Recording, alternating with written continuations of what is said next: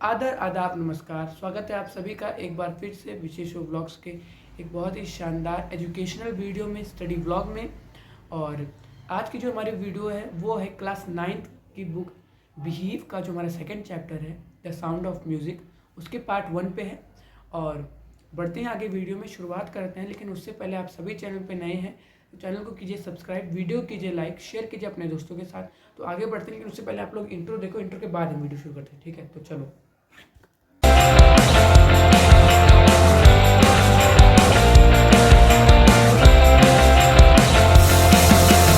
The sound of music जो हमारा chapter है वो एल्विन ग्लीनी के ऊपर डेडिकेटेड है, पार्ट 1। उसे दोबारा कौली ने लिखा है, जो कि एक अमेरिकन राइटर है।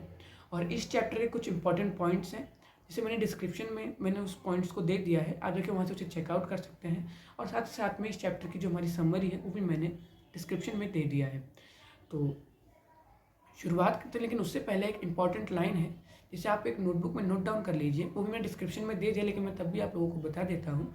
Alvin listens to sound without hearing it, means Alvin जो है साउंड को सुनती नहीं है, वह उस साउंड्स को, उस म्यूज़िक को वो फील कर सकती है।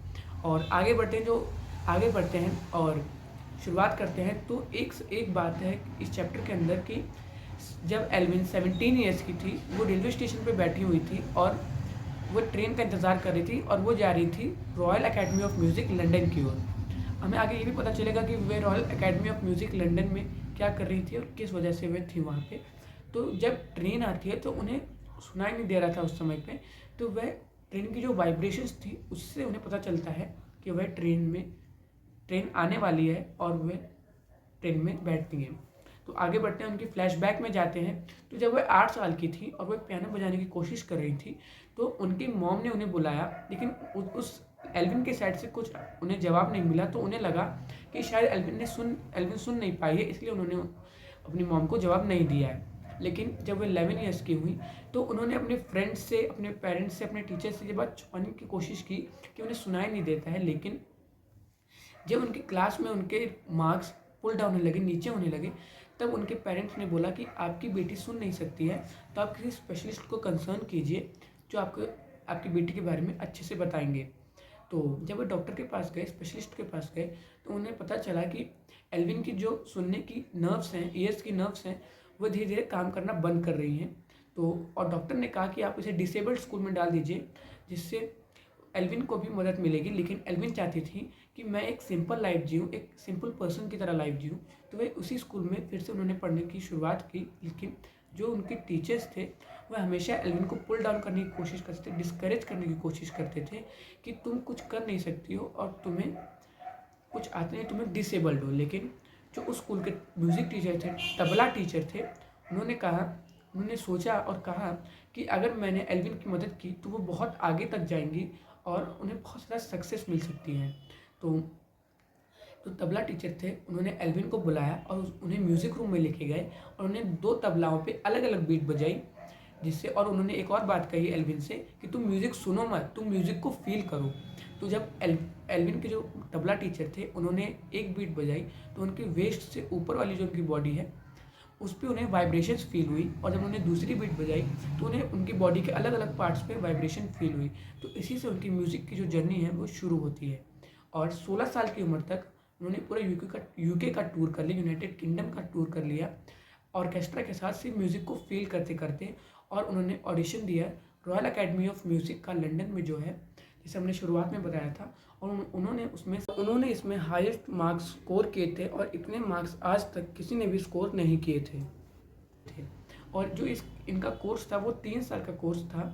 और उसके बाद में कुछ सालों बाद, 3 से 4 साल बाद, वो एक मल्टी म्यूजिशियन बन गई। जिन्हें इसका मतलब होता है कि जो जितने भी म्यूज़िक ऑर्गन्स हैं वो सारे के सारे म्यूजिशियंस के साथ बजा सकती थी। और एक बार की बात है कि जब वह एक डिस्कशन में बैठी हुई थी, एक इंटरव्यू में या फिर 5-6 लोगों के साथ, तो उन लोगों ने पूछा एल्विन से कि आप तुरंत ही उस सवाल का जवाब कैसे दे देती हैं और ये आपके लिए कैसे अपनी डिफ़िकल्ट नहीं है ये बात। तो उन्होंने कहा कि मैं जब 11 साल की थी मैं तब तक सुन सकती थी, उसके बाद में मैंने सुनना बंद हो गया। और जिस इंसान की जो दाढ़ी होती है उससे मुझे काफ़ी ज़्यादा डिफ़िकल्ट होता है उनके बात को समझने में, क्योंकि मैं सिर्फ माउथ के एक्सप्रेशंस नहीं, face expressions and most important I expressions के साथ मैं उस सवाल का जवाब देती हूँ। और 1991 में रॉयल फिल्मोरिक सोसाइटी से उन्हें सोलिस्ट ऑफ द ईयर का अवार्ड भी मिला, जिससे उन्हें कई सारी इंस्पिरेशंस मिली, उन्हें प्रेरणा मिली। और वो बहुत ही ज़्यादा, एल्विन एक वर्कोहॉलिक पर्सन थी, क्योंकि वह अडल्ट्स को म्यूज़िक सिखाती थी, वो फंक्शंस किया करती थी, उसके बाद में प्रिजन्स में, हॉस्पिटल्स में वे हमेशा प्रोग्राम्स किया करती थी और उन्हें हमेशा म्यूज़िक के बारे में सोचना अच्छा लगता था। उसके बाद में back to our fund of music के नाम से एक एन रिचलिंग नामक आदमी है, म्यूजिशियन है, जिन्होंने कहा कि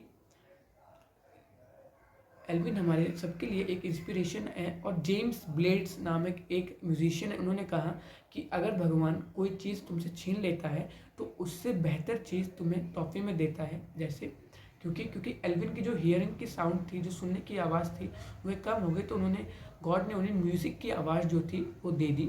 और एन रिचलिन ने कहा कि वह बहुत ज़्यादा इंस्पिरेशन बनी सबके लिए, एल्विन। और जो तुम्हारा चैप्टर जो है पार्ट 1 वो यहीं पे ख़त्म होता है। और इस चैप्टर के जो इम्पोर्टेंट पॉइंट्स जिससे मैंने खुद ये चैप्टर बनाया है, वो इजी किया है चैप्टर को, वो डिस्क्रिप्शन में आप जाके वहाँ से उसे चेकआउट कर सकते हैं।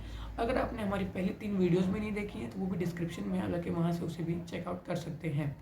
और इस इंपॉर्टेंट पॉइंट से काफ़ी ज़्यादा क्वेश्चन आंसर्स भी आ सकते हैं। तो मिलते हैं हमारी अगली वीडियो में, जो कि होगी part 2 the sound of music के ऊपर, पार्ट 2 पे। और समरी भी इसकी जो पार्ट 1 की है वो भी डिस्क्रिप्शन में है। तो आगे तो मिलते हैं हमारे अगली वीडियो में, तब तक के लिए बाय बाय, ठीक है, नमस्कार, जय हिंद। चैनल को सब्सक्राइब करो, वीडियो को लाइक करो और शेयर करो अपने दोस्तों के साथ। तो मिलते हैं हमारे अगली वीडियो में, तब तक के लिए बाय।